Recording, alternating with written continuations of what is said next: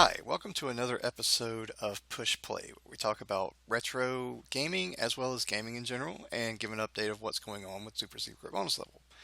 So, we've been open, our store's been open for a month now, and things are going really good. Having some good sales, building some customer base, getting a lot of repeat business. Things are going really good. One thing I would like to say is we posted this on our website, but we are now official Hyperkin dealers, so we will be able to provide their controllers and accessories to our customers, as well as Retrons and Superboys. So look forward to that and look for that in the coming weeks. We started doing artwork now, which we've posted some of that on our website. We are doing kind of silhouette pictures as well as pixel magnets. We have some more crafts on the way, so also keep an eye out for that. Uh, Tim is not with us this week. He's working really hard on the first Fixed on Retro episode, so we hope to have that up soon. So look for that.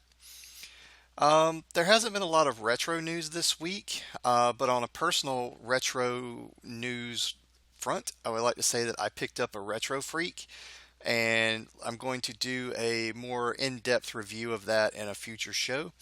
So that's coming as well. So, in overall gaming news, some interesting things happened. Nintendo and Universal came out again and said that they have a partnership. They expanded on it a little bit. The first initial announcement said that they were only going to do their partnership in Japan. But now they've came out and just kind of clarified it, and most people thought that they would, is that they are going to do it in Orlando and Hollywood as well. Um, they didn't go into too much detail as to what they're going to do other than world building. Most people have thought that there's probably going to be like a Nintendo World or Worlds at one of the parks. People have thought that they may be using Nintendo to replace the Marvel themed attractions at Islands of Adventure. We don't have any kind of solid confirmation on this, but it kind of makes sense given that Marvel is a Disney owned property now. But then again, on the flip side, they just renovated the Hulk at Universal, so I don't think they would have went through all that trouble if that Marvel deal was ending anytime soon. So, me personally, I think it's going to be an expansion of Universal, so we'll see. I hope that they do the Mario stuff, which is what they're kind of hinting at, but I also hope they do a Hyrule themed area for Legend of Zelda fans like myself. So that'd be great. Another thing that was interesting is that Phil Spencer is the head of Microsoft's Xbox division. And I'm kind of starting to think he might be working for the wrong company.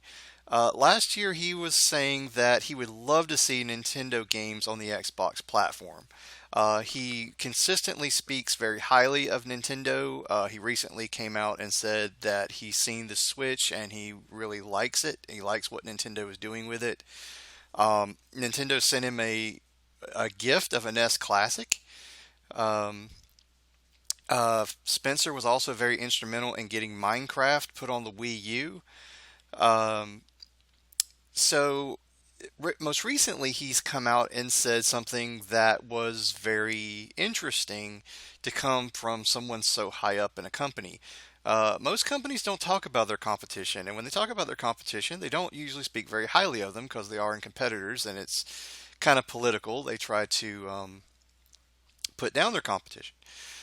Well, he's taking the high road for that. He's doing something completely different and saying very good things about Nintendo. He came out and said that Nintendo has the strongest IPs of any company.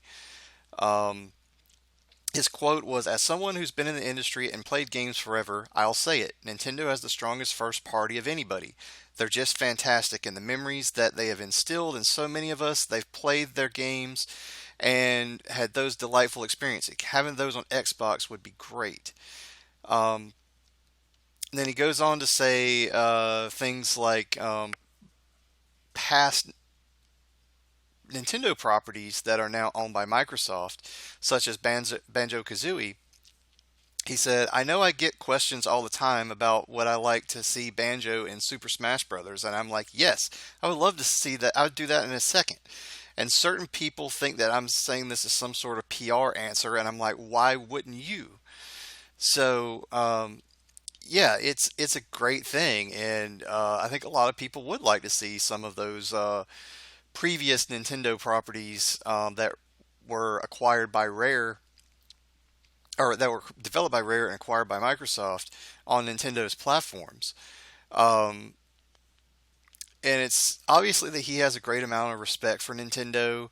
Um, so maybe there's some partnership future there in the works. And okay, Phil, if you ever see this or somebody else tells Phil, how about clearing up some red tape and letting us get like Killer Instinct 1, 2, Gold, or even that new Killer Instinct you guys did on the Xbox on some Nintendo systems. How about some GoldenEye and Perfect Dark? Be great. Okay, now's the time for the retro recommendation. My retro recommendation is a really old one. It's about as retro as you get. This is a retro recommendation for a game for the Atari 2600. This game is very cheap to pick up, but it has hours and hours and hours of gameplay, especially if you have some friends to play it with. Um, and if anybody knows me, this is one of my all-time favorite games, not just for the 2600, but for anything, and that is a game called Warlords. Warlords was a four-player game, but you could play it with AI bots as well. Um, the game is best described as competitive breakout. What you do is you have your defensive paddle that goes around and defends the wall from the cannonball that's going back and forth around the board or on the screen. So what you do is you're just trying to deflect the ball or catch and throw it back at your other fortresses, and they're trying to do the same. What you're trying to do is break down the fortress for all of your opponents and have the cannonball hit their fortress. The first person, or basically the last person standing, wins.